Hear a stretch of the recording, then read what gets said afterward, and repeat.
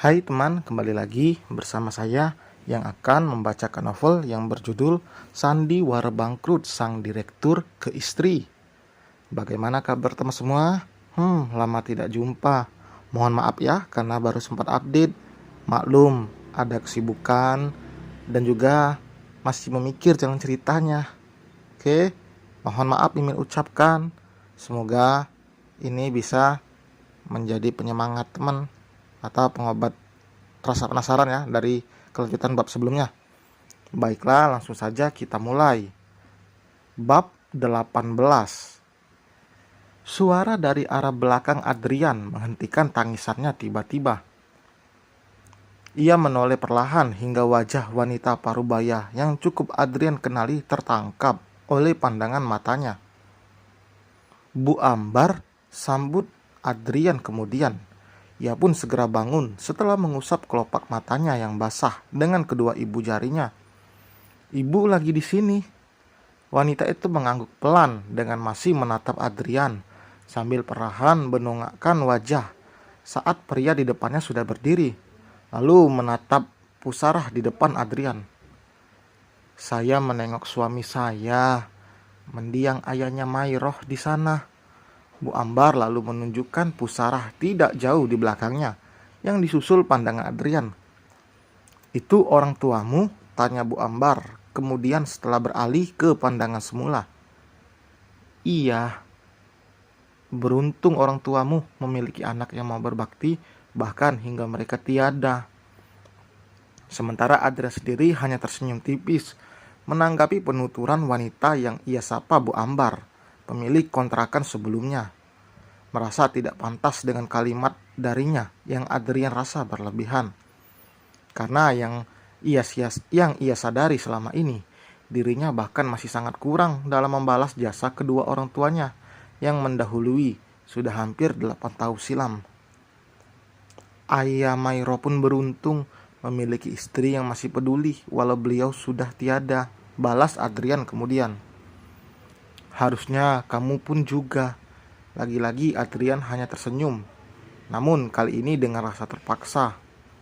Bagaimana ia sebut beruntung sementara pasangan hidup yang harusnya bisa saling mengerti terlalu egois untuk diikuti.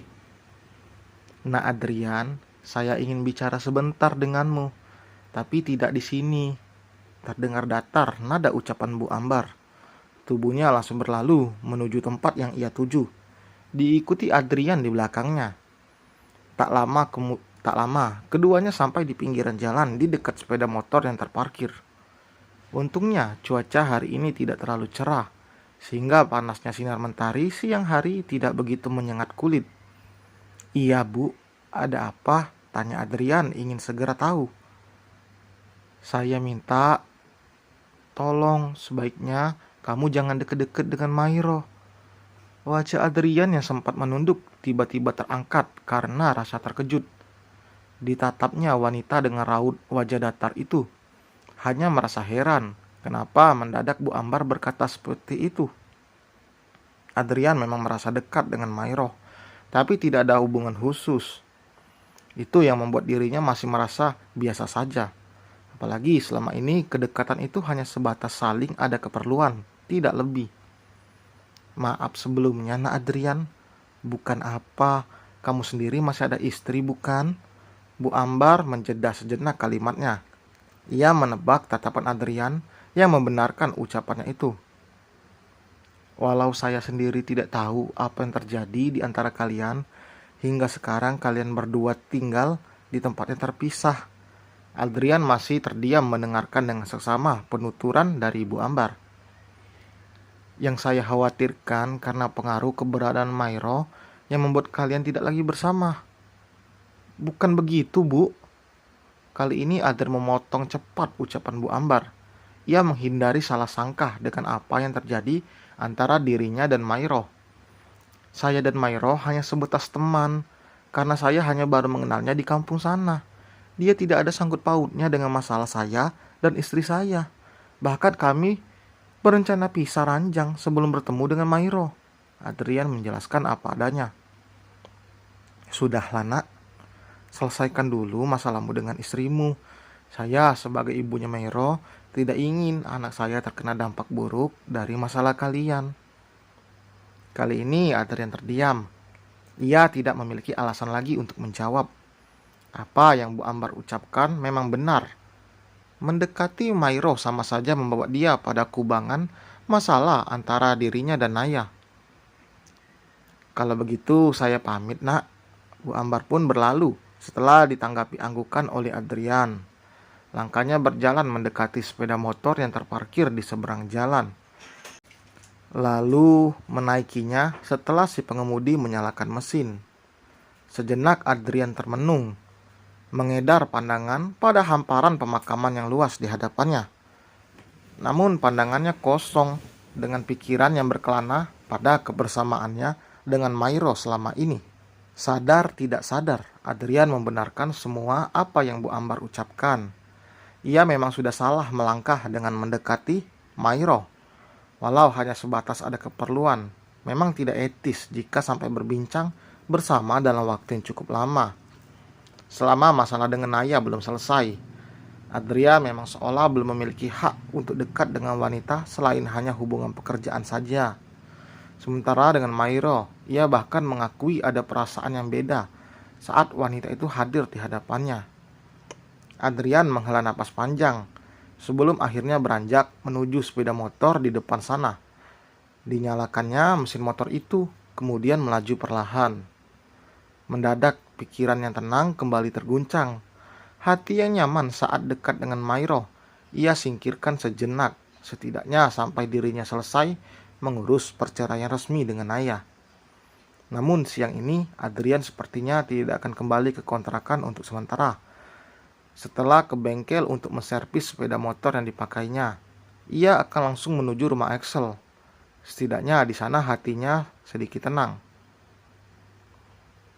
Suasana malam di kampung memang tidak seramai di kota sana. Cukup senyap dan menegangkan. Walau baru masuk waktu Isya, hanya orang berlalu lalang pergi ke masjid itu pun tidak banyak. Setidaknya saat ini waktu yang pas untuk Mairo bergegas jalan menuju pulang ke rumahnya.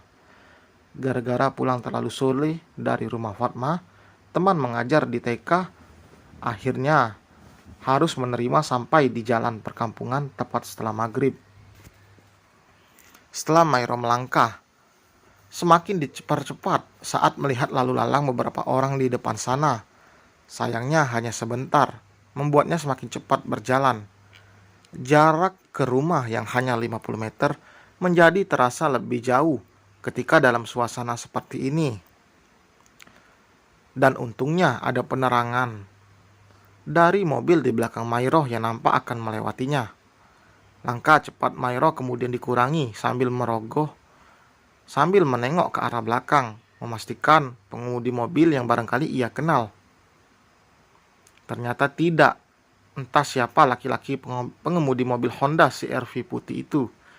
Dia nampak bukan orang di kampung ini.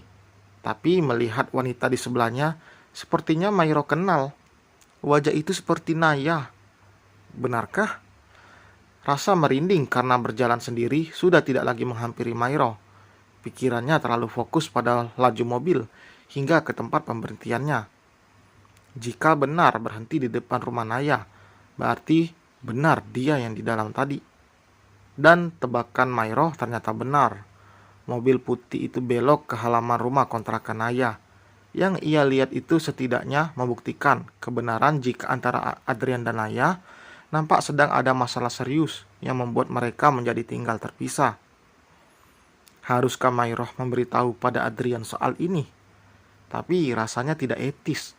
Namun jika tidak memberitahu, sama saja dirinya menyembunyikan kebenaran. Tapi bukankah itu urusan mereka? Mairo hanya menghela napas panjang, bingung apa yang harus ia lakukan dengan apa yang dilihatnya. Dan yang Mairo pandang saat ini lebih mencengangkan. Ternyata walau tidak terlihat jelas, tapi dari ujung matanya ia bisa melihat yang dilakukan dua orang di depan rumah itu, tepat di samping mobil yang sudah terparkir. Naya dan laki-laki pengemudi mobil tadi, yang mereka lakukan benar-benar menjijikkan.